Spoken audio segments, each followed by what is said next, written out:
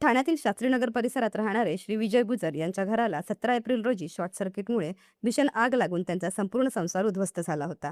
या दुर्घटनेनंतर गुजर कुटुंब मोठ्या संकटात सापडले होते.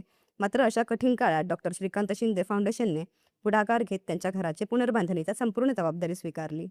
फाउंडेशनच्या माध्यमातून घराचे काम अत्यंत जलद गतीने पूर्ण करण्यात आले. त्यामुळे गुजर कुटुंब पुन्हा नव्या घरात आनंदाने वास्तव्यास गेले असून त्यांच्या आयुष्यात पुन्हा स्थैर्य आणि आनंद परतला आहे. नुकतीच गुजर कुटुंबियांची भेट घेऊन त्यांच्या नव्या घराची पाहणी करण्यात आली. यावेळी त्यांनी आपल्या फाउंडेशनप्रती मनपूर्वक कृतज्ञता व्यक्त केली. याप्रसंगी शिवसेनेच्या धर्मवीर आध्यात्मिक सेनेचे महाराष्ट्र राज्य समन्वयक विशाल जाधव तसेच अभिजित दरेकर उपस्थित होते.